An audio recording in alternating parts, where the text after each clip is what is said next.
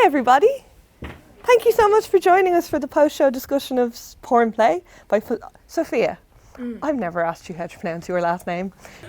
Chetin-Leuner. Amazing. And I'm Jill. I'm the senior dramaturg here at the Royal Court.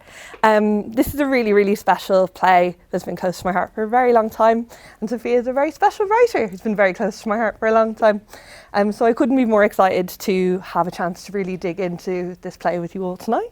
I want to start with quite a famous Royal Court question. Anybody here who's a fan of the Royal Court Playwrights podcast, this is the question that Simon Stevens used to ask every writer who he brought onto that podcast. The first question he used to ask, which is, could you tell us a bit about yourself as a writer? Specifically, what was the first thing that you ever saw at the theatre? I have such a good answer to this question. Family friend took me and my friend to see Hansel and Gretel at Waterman's for like the Christmas show, and I loved it. But at the end, when they put the witch in the oven, I turned to my friend's mum and I was like, "Is this really happening?" And she like didn't know what I was saying, and she was like, "Yeah." And I thought like they sacrificed an actor every night for like, and I was like, I just went home crying. And my mum like had no idea what was going on. But yeah, I think that kind of not too dissimilar from Porn Play, is it? Reality. I think it explains a lot, to be honest with you. Honestly, from a theatre administration perspective, the cost alone would be astronomical. I can't even imagine. Amazing. Okay, great. Well, listen, would you tell us a little bit about the inspiration for Porn Play? What made you want to write it in the first place? I was at art school at the time in New York, and I guess one side of me wanted to sort of do something a bit art schooly and provocative and challenging, and do something that would be hard to stage because it was in this safe sort of education environment. But I think I wanted to do a play about a dad and a daughter. I wanted to do a play about intimacy and like sex, and sort of I was like interested in like, I saw a play where like one actor spat in another actor's mouth, and I was like, that's real, what's going on there? So all these different things basically came together, but it did start as like I want to explore intimacy and what that looks like theatrically in different ways, and then it kind of turned into a comment on the internet and how that's affected our intimacy, and Milton, and like all plays, they sort of come from lots of different places. Oh, we'll get to Milton. Oh, yeah. Don't you worry, we'll get to Milton. And one of the things that's come up, I think, across every part of making the show is that it's really a play about addiction as well. I mean, where does that sit for you in the constellation of ideas that the play's grappling with? I think there are loads of amazing plays and depictions of addiction. I guess I was interested in, like, sounds a bit twee, but like a play about getting on the road to recovery rather than like a road to recovery. That was kind of what I wanted to explore with this. And I guess I think there's a lot about porn addiction in men, how it's affecting young boys. I think like adolescence, kind of, that TV show circles that, but we never talk about what it's doing to women. And I guess I just wanted to explore how this affects women, and it is an addiction that happens, especially sex, porn, love related stuff. Yeah, affects women a lot, so yeah. We've had a lot of reactions at every stage, as I say, of bringing this play to the stage, of like people not necessarily being surprised that this is something that impacts women. Is that a conversation that you've come across as you've written the play? Yeah, I think that happens with like every play that's about a woman.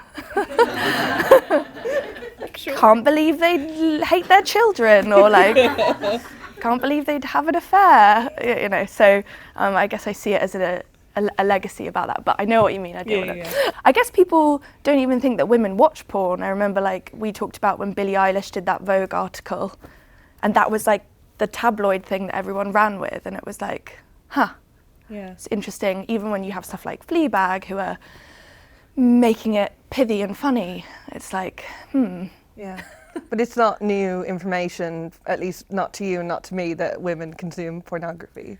I don't think it is, but I see how it is for a lot of people, and that's fine. I think that's part of the fun of the play, maybe. It's why it's called the play on play. Yeah. Porn Play. Shall we talk about the Milton of it all? Please. So, how did Milton come along, of all the writers you could have picked? Well, I guess when I started writing the play in 2018, I was sort of doing research on porn addicts, sex addicts, and I was lucky enough to talk to a few. And the ones I spoke to who were in recovery were either from really religious backgrounds or had found religion as part of their recovery.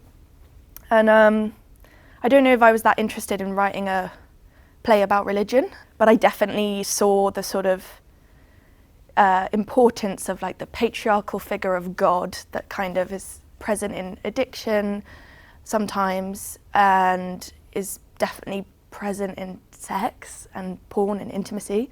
So I knew that there needed to be some like awareness of that. And then Milton's used so much in like his Dark Materials. There's like, he's such a great poet, and his work and that story of Adam and Eve is so slippery and brilliant, and it's like a myth basically. Yeah. But the way he tells it is really interesting. So latched onto that as my patriarch. Sure. I think Milton's been a really rich gift to the play and to this production in terms of the imagery that you've been able to explore with our apple, for example. Do you want to talk a bit about the process of taking this from a script and a dream that lived in your head for a long time to a production for stage? How has that felt? It's felt really exciting. I think it's streamlined it a lot. I think, 5-6 years ago, this was way more about Milton's body of work. It was about Lycidas, which I know is still in there, but it was about Paradise Lost, it was about Comus, this like early masque. It was about her being a Milton academic, and I think that it became clearer over time that I needed to like angle in on this story of Eve and how Annie and Eve, their journeys were supposed to be tracking each other. I think someone over there who's a playwright gave me that note, which was really useful. And then Josie came on, and she's just so good at like creating a visual language to build that metaphor, and that really helped the play and clarified the journey and just hone in on like the question that the play was asking, which is this a problem of the original sin and how women have been conditioned, or is it something that comes later, or is it both, probably? And the question of where shame sits. Yes. The shame of Eve and the shame of Annie.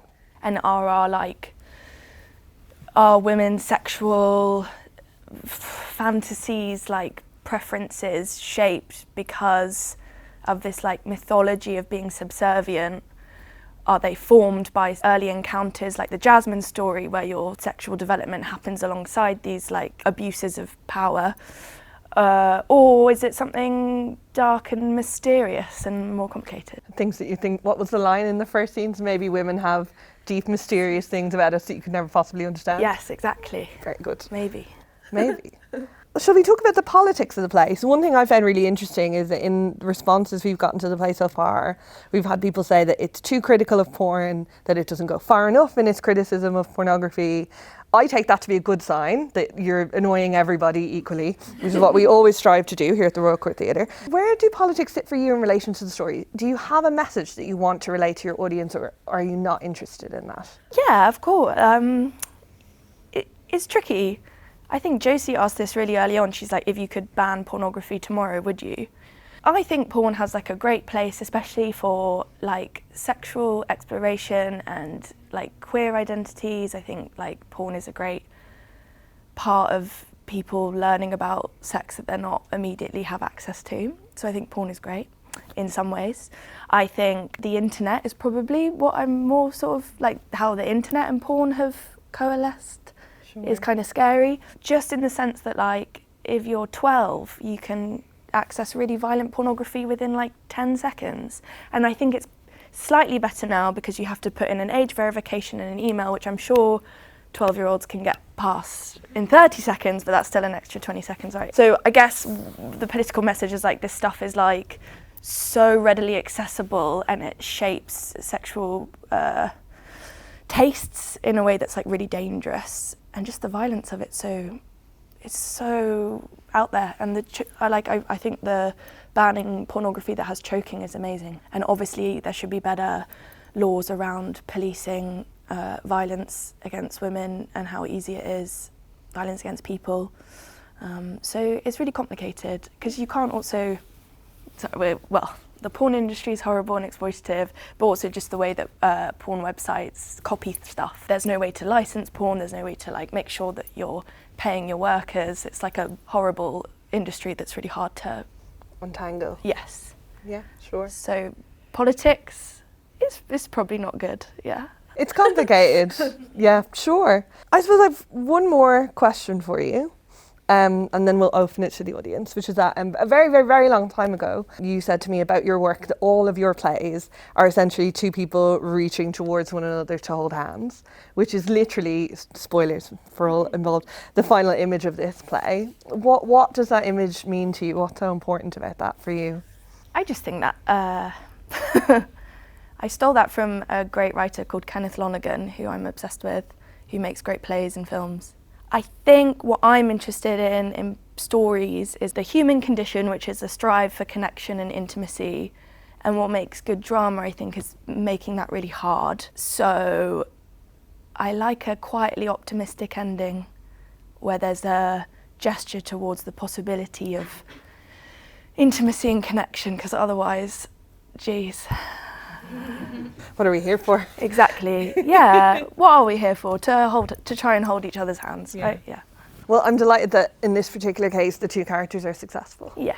I'll open up to questions. I think, well, let's just take those two then. So the first question we have is about the play in Porn Place. So we're talking about the humour, where that comes from, and also the theatricality and where that sits in the broader spectrum of your work. I really like going to plays and the weird person next to me is like laughing at something that is like, I'm like, what?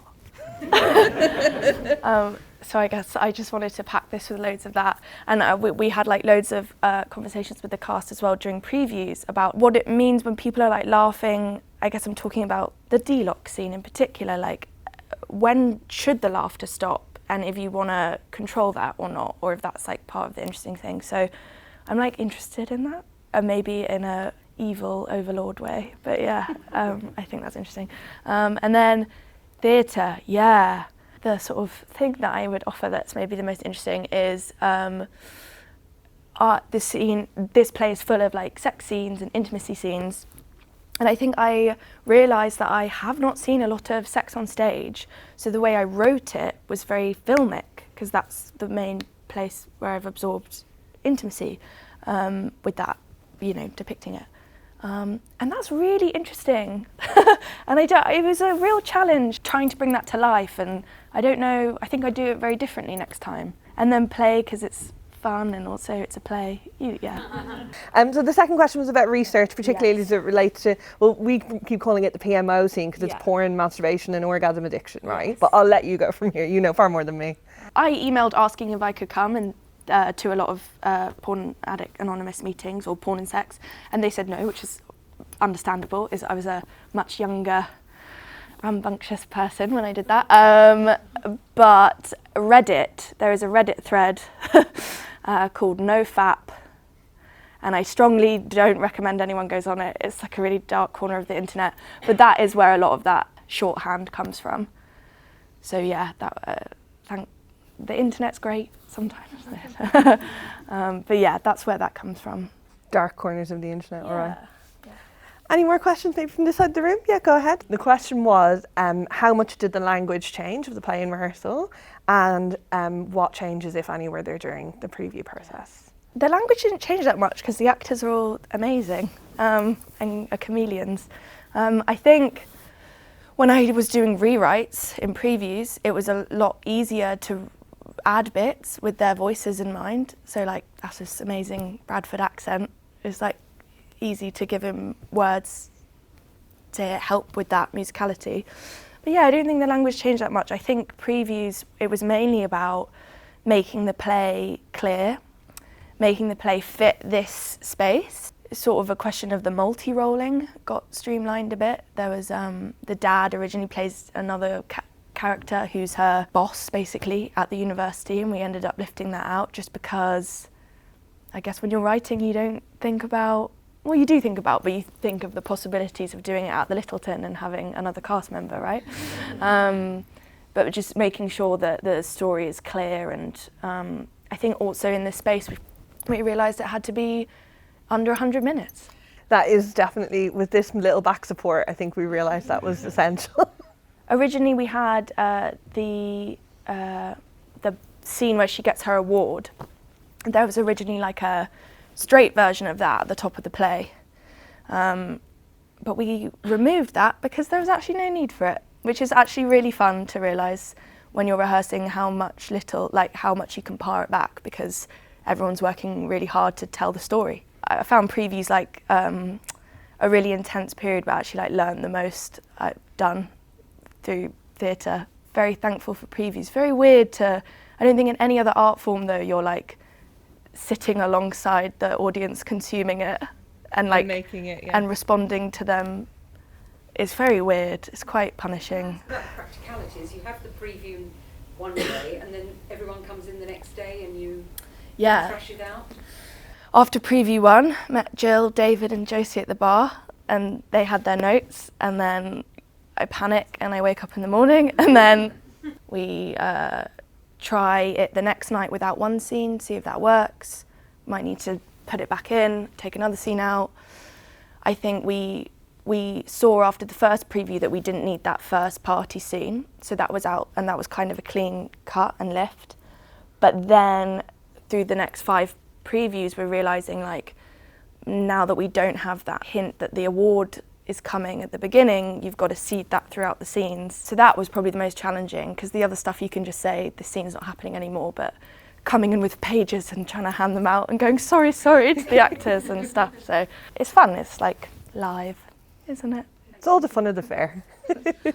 Cool. Yeah, go ahead. So we'll take the first question first, which is about what it meant when the direction and the design began to come into focus, how you approached that from a script perspective. It was really cool to collaborate like properly and actually like push the bounds of my imagination. I think that was like part of the joy of rehearsals, and it like someone with the experience of Josie to just be like, try it without a kitchen table, like the final scene. She's like, try it just holding the photo album, and how that might, we all go, oh no, that's like weird, but it just, and then it just works in the space.